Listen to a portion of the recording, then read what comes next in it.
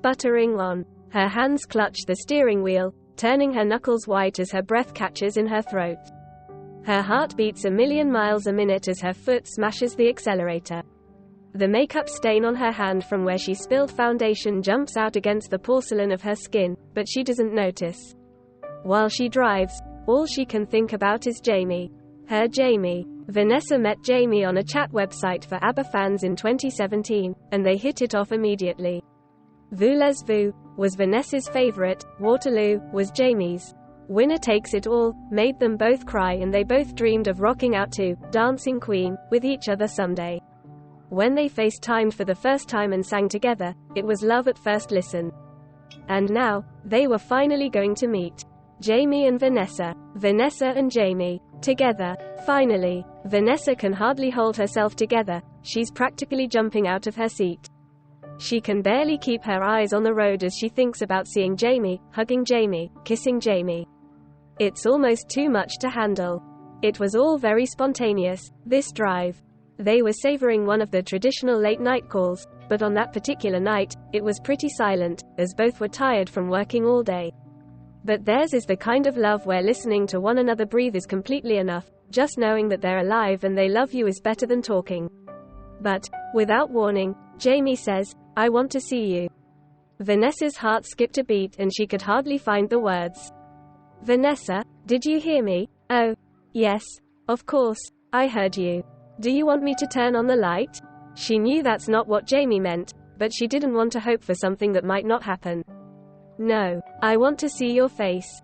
In person. Please. I can tell my director I have the flu or something. I know you can't take off work, but we can." "Oh my God, don't even mention it. I can take a few vacation days." Vanessa was beaming and she was glad Jamie couldn't tell how damn happy she was right then. She had to keep cool. "I want to see you too." Jamie's voice was shaky, nervous, shocked.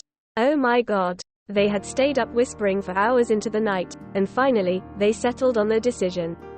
In 2 weeks' time, Jamie was going to drive from Salt Lake City, Utah, Vanessa from Lexington, Kentucky, to Kansas City.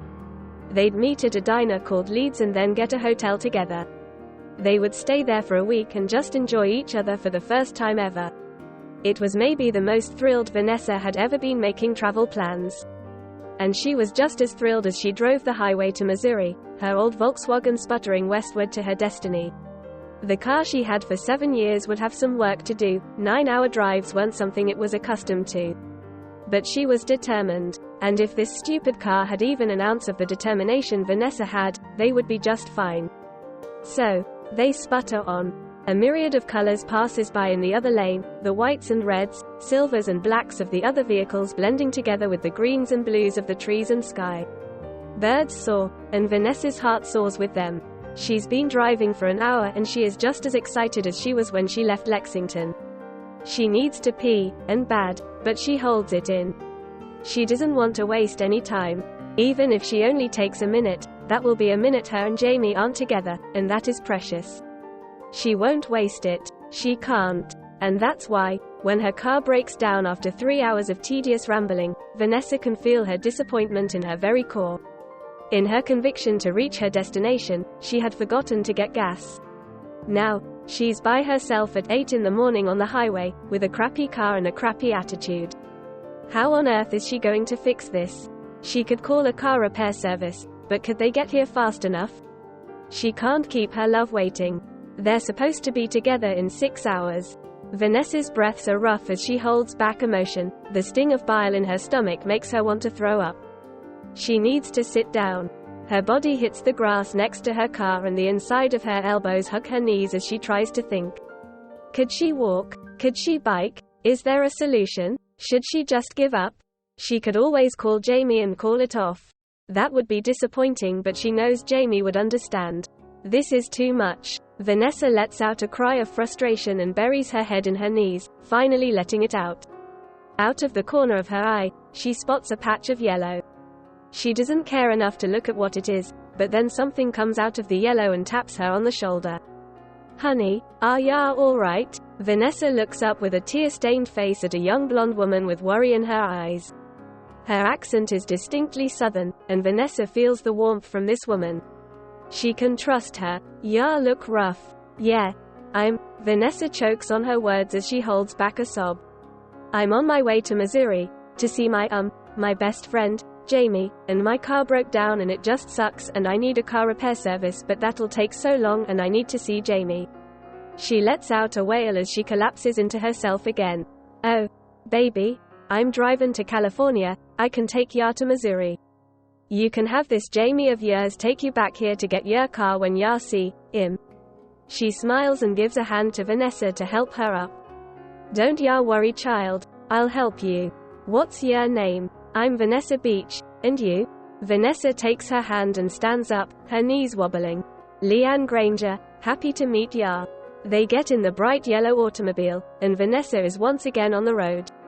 They start talking about their lives, and Vanessa learns that Leanne is a nurse at a hospital in Georgia, but her husband is in California on a business trip and she wants to surprise him. Why are you driving to California and not flying? Vanessa can't imagine driving so long and being as chipper as Leanne. Oh, planes scare the bejesus out of me. I wouldn't be able to go through the bath bags fast enough. They both giggle and Vanessa tells her about Jamie. She probably describes her lover for an hour, but when she starts talking about something she's passionate about, she finds it hard to stop.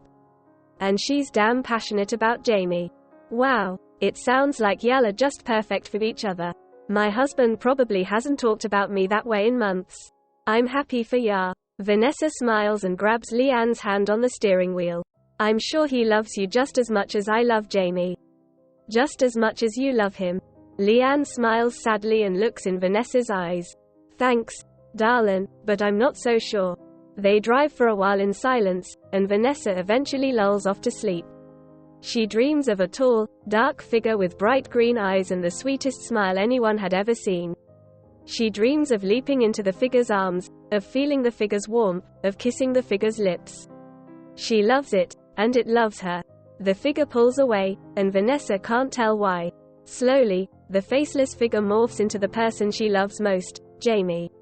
She cries out and tries to jump into the arms of her sweetheart, but Jamie pushes her away, and hard. Vanessa wakes up in a cold sweat, with Leanna hands on her shoulder. Honey, are ya okay? You were crying in your sleep. Yes, I'm fine, just a bad dream. Vanessa wipes the tears from her eyes. Where are we? Leanne beams and gestures to their surroundings and Vanessa finally realizes they're in a city. Oh my god. We're here. We're in Kansas City. Oh my god. Thank you so much. Vanessa leans over and hugs Leanna as tight as she can. Thank you. Thank you. Thank you. I owe you $1 million. Thank you. Leanna laughs and holds Vanessa's hand. Sweetheart, ya don't have to thank me. I'm just glad I could bring ya to your love. She kisses Vanessa on both cheeks and hands her a slip of paper. Here's my number. If ya ever need anything, please let me know. I didn't know exactly where I was supposed to go, but if ya want, ya can get one of those scooter things and they'll tell ya. Giggling at the scooter comment, Vanessa puts the paper in her pocket. If you ever need anything, I'm in your debt forever. Thank you. Oh my god. Girlie, you need to go get your beau. Don't bother with me no more. Vanessa nods and grabs her suitcases, getting out of the car. Thank you. Leanne, seriously. Thank you. I could have run into much scarier people on the highway to Missouri. I'm glad it was you.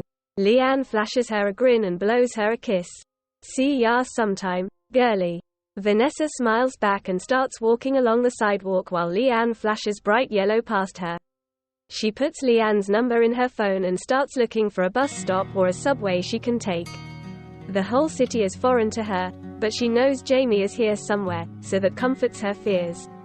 She looks at herself in her phone.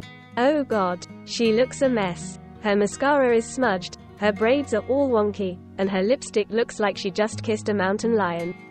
She swears and runs to the nearest convenience store. Thank goodness there's one on every street corner. The obvious stoner boy, named Fabio, according to his name tag, 420 Blaze It Boy, from the tattoo on his collarbone, at the counter gives her a peace sign and a giggle. You good, mama? He giggles again. You look like hell. I can give you heaven. If you want. Which you should. He winks and her eyes roll into the back of her head. Good lord. Vanessa fixes her hair and makeup in the bathroom until she looks somewhat presentable, like her Volkswagen hadn't broken down and like she hadn't slept in a stranger's car. It was a hard task, but for Jamie, she could do anything. She asks her new friend Blaze It Boy where Leeds is, and he looks at her like she's an idiot. Are you kidding, Mama? Everyone knows where Leeds is. Don't call me Mama. I'm 23. I'm not from here. Just tell me and I'll give you $1. His eyes light up. It's like a block from here. You'll find it if you've got working eyes. She pulls her wallet out of her purse and gives him $1. Buy yourself some Cheetos, Blaze It Boy. Thanks. He flashes another peace sign as she leaves, which she ignores. She's on a mission, and now she finally is near her destination. Then, finally, she sees it. A hop and diner christened Leeds, and a swarm of people walking in and out, mouths watering and bellies full. She almost couldn't contain her excitement. She was like a kid again. She searched among the crowd for a tall, black, green-eyed beauty, but she couldn't spot Jamie anywhere. She was starting to panic. She wasn't too late, was she? Did Jamie think Vanessa had bailed? Is she about to lose the love of her life? Vanessa. The soft, gentle voice brings her out of her paranoia. She gasps as the person she's been wanting most to see for years smiles at her.